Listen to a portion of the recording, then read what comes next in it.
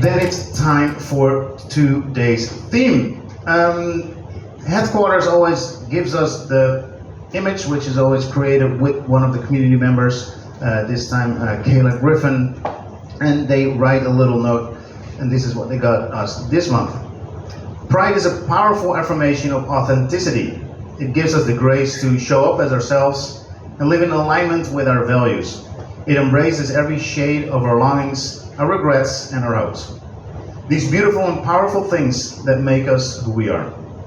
Pride is when you stand tall and say, "This is who I am." Pride is when you reclaim the parts of your identity that others might have scorned. Pride is when you raise your voice in defense of someone who is powerless, saying enough. Because that someone might be just yourself. How will you unfurl yourself fully? How will you extend safety and solidarity so that we all may be unapologetically ourselves? That said, I would like to introduce our speaker for today. It's Adil. I want an extra warm welcome because it was very late notice. He started preparing only 1 week ago. So give him a very, very warm welcome, Adil.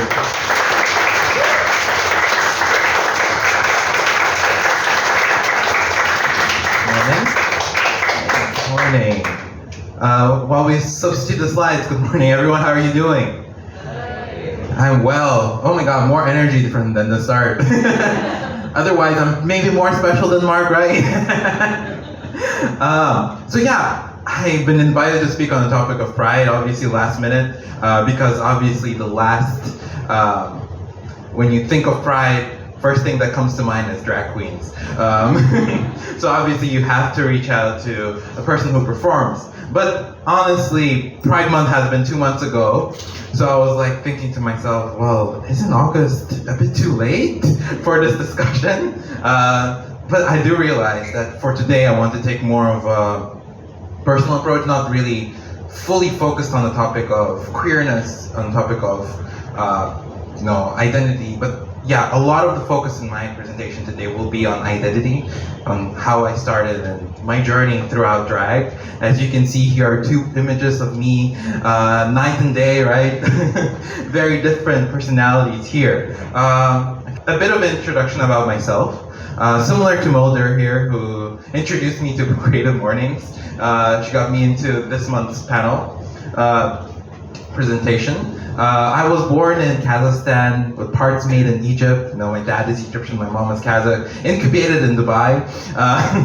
That's how I like to describe it. My parents met over there, and both of them are from Muslim backgrounds, very similar backgrounds. They met there because they were going on for a business trip, and somehow over a course of a month, they just decided to have me. So I call myself a mistake. And I was born in Kazakhstan, and throughout my journey, I just grew up there. Kazakhstan as a culture is very different than what we have here in Hong Kong. Even though we are Asian, our Asianness is expressed differently, maybe more viscerally, more back to the roots type of Asianness over there. Where most of the people, when you hear Kazakhstan, what do you think of? Okay, I know, in your brain you're saying Borat. I'm gonna respectfully throw my cup at you if you say that. But yeah, obviously that's the first impression people have about us, because nobody has an idea about Kazakhstan. We're 9th largest country in the world with just 22 million people, but we are slowly overtaking Hong Kong. Every other corner you're gonna see us. But in this expression of Asianness in Kazakh culture, we also have a very deep sense of pride ingrained in our culture. Our culture operates on the concept of dignity, and one of the words we use a lot in our culture is namas. And namas means dignity. It means every time we talk to each other, like, do you have any dignity? It's a large concept in our culture. And with the extension of that comes also a culture of shame. And that's a big also part of our culture. So when growing up in Kazakhstan, our families would say, you don't have any dignity, you don't have any namas, namasın yok ba? And that would be the common expression of pride because our culture is very prideful. And again, growing up in Kazakhstan, that means you have to achieve a lot, or you have to achieve the goal set by your family. And for our families in Kazakhstan, it's about having families. So by 21, you need to have 2 children, married, a house, which obviously I'm not achieving yet, and will probably never achieve. Well, not the 2 children part. But I switched off the mic. But growing up in Kazakhstan, I studied in a Nazarbayev school, which is a scholarship-based school, and I got into there because I was smart. No shame in taking pride in that. And studied there for free, and came to Hong Kong here. How did I end up here? Studied, and got a scholarship to study in Hong Kong. So that's how I ended up here in Hong Kong. Now going on to the more exciting part about my drag. Well, Aishia was born in 2018. She's still a 5-year-old baby. Incubated in 2015 in Kazakhstan, when I was still in high school. It was part of a school project where we did a lip sync battle. I organized a lip sync competition in my school, which is quite progressive for Kazakhstan, if you think so. I put 6 of my classmates into drag and made them lip sync to popular songs. So made some of them lip sync to Evanescence or Single Ladies, everything classic. And it was a lot of fun. What we had in that performance night was a lot of support, actually. Nobody was seeing it as something inherently queer or something inherently weird.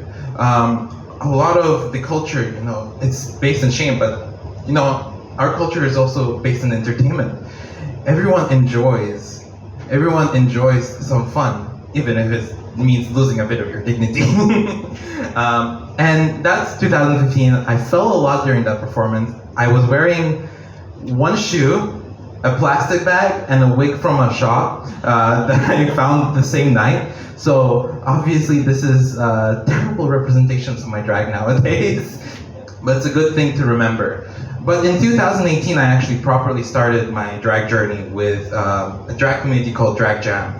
Our two founders in Hong Kong are Mushi and Gabor Jajahu. So they were drag queens that started in Hong Kong also.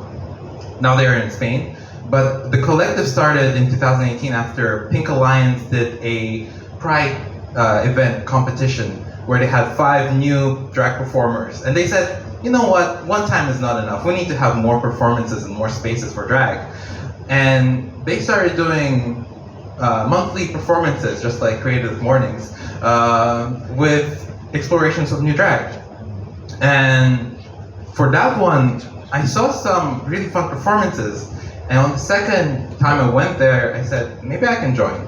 Maybe I have this intrinsic desire to like do drag. And that's how I started doing drag in 2018. And yeah, that representation of me in 2018 here, this is my first time doing drag. And I look at it with a lot of disappointment. Because A, I did a performance to Borat. Because again, a big part of my identity is being Kazakh. So I took that and said, yeah, that's gonna be my first performance. I also said that I didn't know how to do makeup.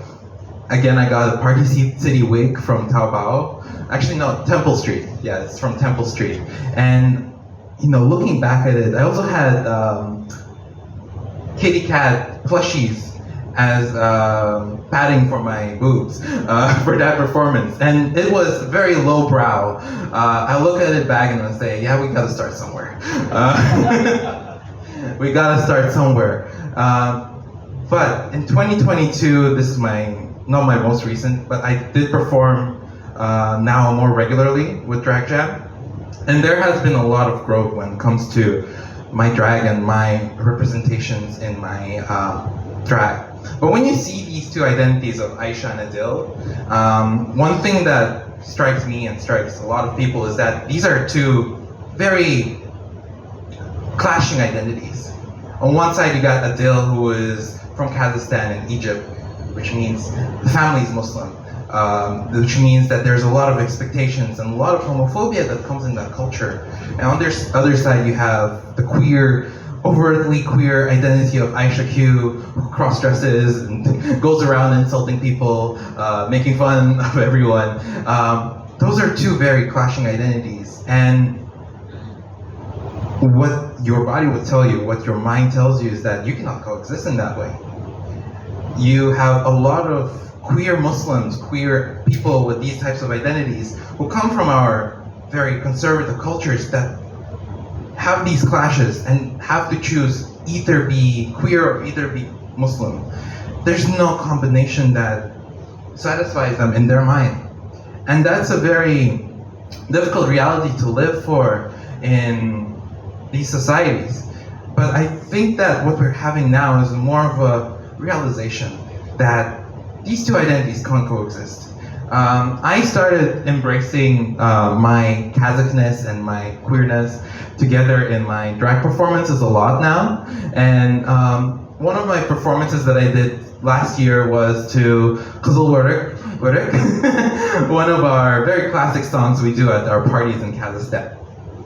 I put another drag king into a traditional Kazakh attire, and I was lip syncing to a Kazakh song and making everyone dance our, very simple dance moves. And I think that with that expression of culture through queerness, or queerness through your culture, we create a new, beautiful monster that allows people to also see themselves.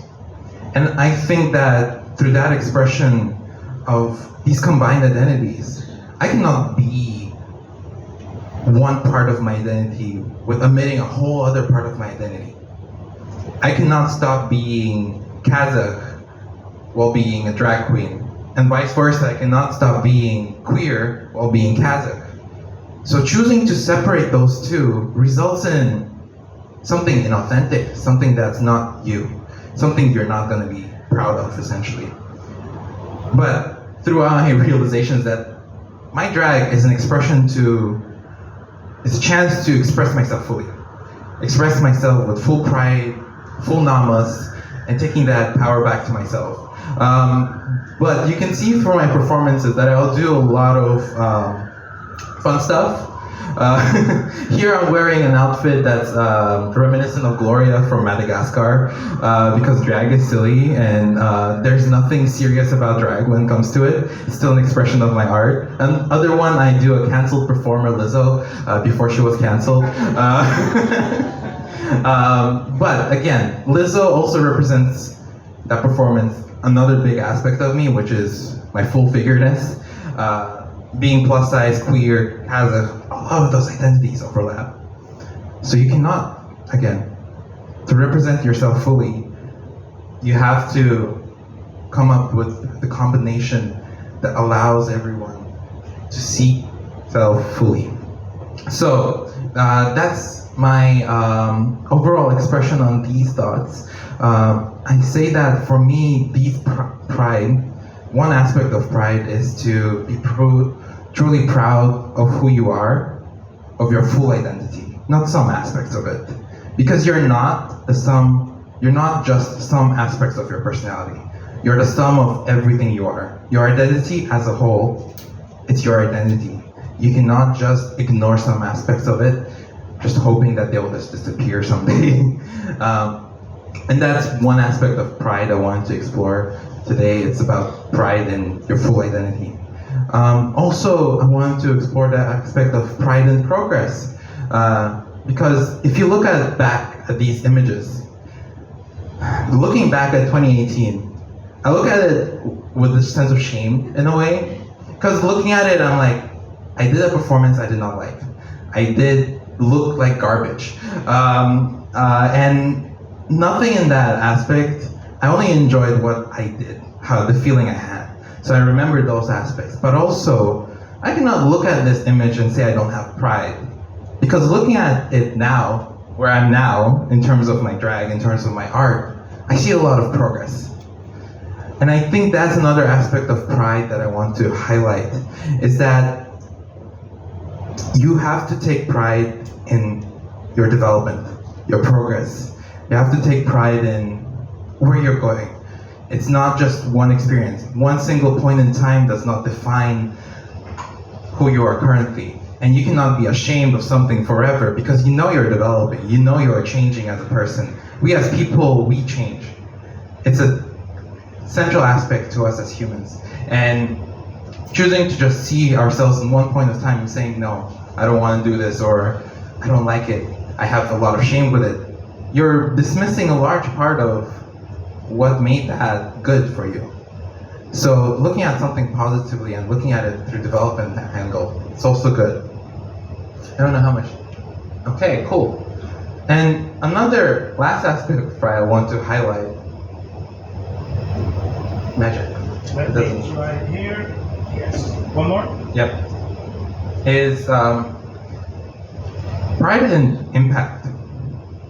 I'd say that a lot of the pride I have when it comes to being a drag performer is about the impact I have.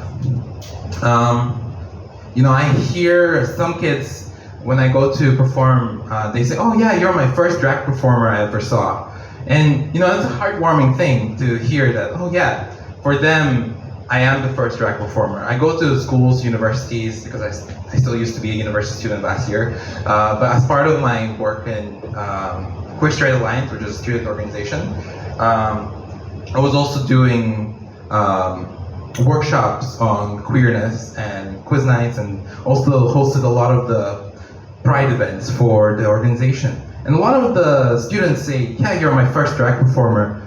You are, I charge very little. You are my inspiration. I want to also do drag. Which I'm like, hi, your inspiration? There are like 100 better drag queens in the world, but to them, I am something that they want to do. Maybe because I'm not that difficult of a face to make, they think it's quite achievable for them. And that aspect is something that's worth being proud of. The impact you have. Another performance I did was to, unfortunately now canceled Lizzo, where I did a whole performance using her mantra about self-love. Where you have to wake up every morning, not have to, but every morning you can wake up and say to yourself, I love you, you are beautiful, and you can do anything. And those types of mantras, they're powerful. And during that performance, I did that mantra. And after the performance, I met a few of the people who were in the audience, and they were saying, I'm obsessed with Lizzo now. They listen to Lizzo every day. They say that performance took me out of a very dark spot. They say that they were struggling with their life in terms of not knowing where to go. And knowing that your performances can have such an impact on someone else, that impact really makes it worth doing these performances, even if they're bad, even if they're good. Because sometimes all of those performances do have an impact. All of those times you come out into the public, into speaking about your experiences, showing your art, that will have an impact on others. They will see it, they will say, for the better or worse, hopefully for the better, they will experience joy, they will experience laughter. And that's what I aspire to deliver throughout my performances. So I'd say that's another aspect of pride I take pride in my journey as a drag performer. So I'd say those are the three aspects I'd highlight in terms of pride. It's pride in being yourself, pride in your development and your experience, and pride in your impact. Because that's the type of pride I feel whenever it comes to my expression of drag. So I'd like to thank you for your attention. I don't know if I need to speak for more. Do I stall? You have a couple more minutes, or we can go to some questions. Yeah, I think questions is better. Also, 30 seconds of promo, you can do that. You can follow me on Instagram if you want, or I can just send it in the WhatsApp chat.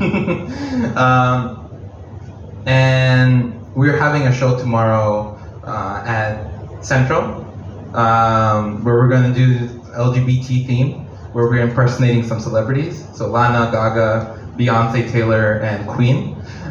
So if you're free tomorrow night to come out to our performances, do let me know. Yeah, and Thank you, Adil. questions, yeah. Big round of applause for Adil.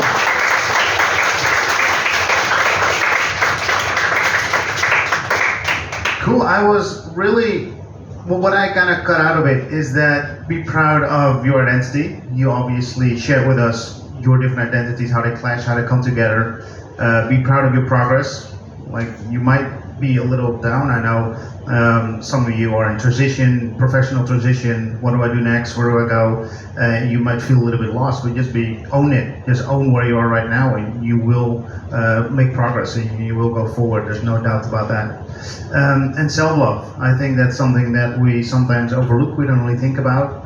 There's this little voice in everyone's head saying how shitty we are, how ugly we are, and how miserable. And that voice should not have the stronger hand. We should be able to be more realistic and show more self-love. So those are the things that I picked out of it. I got a little bit of goosebumps. I still have them, so thank you very much for that. But I also want to open the floor to anyone else who has a question for Adil or wants to share their thoughts on today's theme. Thoughts? Oh, Thomas, right here. Thank you very much for your talk. I think I just wanted to potentially touch upon something that actually wasn't in your talk, but I think has affected a lot of people recently, which was the impact of COVID and a bit of soul searching that a lot of us did. Some people went through tough times, and I think it allowed everyone to reevaluate who they are. I was wondering if there was any kind of impact for you in terms of either your, Aishia identity or in any other way during that period. So I'd say COVID was a really tough time. As a university student who's non-local, I studied in PolyU, so I was stuck in the dorm essentially for the last 3 years actually, and haven't went home for 3 years. So I haven't been back to my home country in 3 years. And for a 23-year-old person, that's a lot. It's a large chunk of your life to not see your family for that long. During that time, I did get in touch a lot with my identity as a Kazakh person. When I came to Hong Kong in 2018, I came here, relaxed. I was like, yeah, I'm just gonna be here vibing essentially.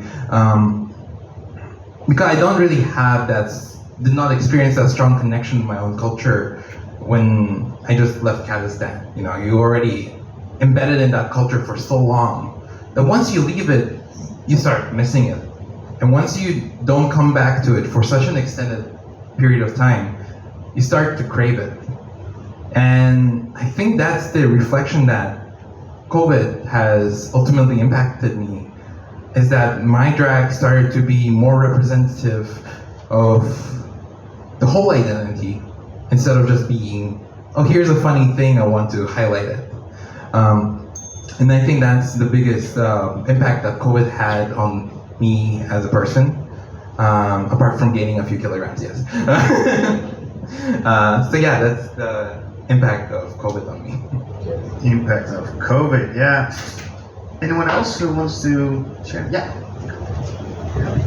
mean, thank you so much for your earnesty and sharing. I feel like I know a lot more about you now. I didn't want to bring the mood down, but I just kind of was reminded of one of these Instagram stories you posted a while ago about kind of your experience being in a public space and kind of this awareness you had about yourself, where you felt you had to kind of, I guess, kind of tailor how you were existing or behaving in a public space because you were aware of kind of like the gaze people thrust upon you as, you know, a taller, darker skinned man. I think you used the term like brown man, but I mean, I don't want to be quite particularly dark skinned, but like I guess like in the space of Hong Kong.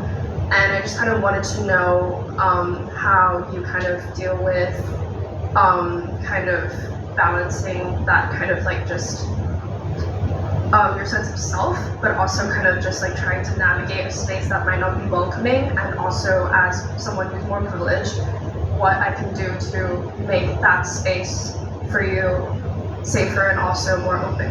Yeah. I'd say that Hong Kong doesn't experience that too much.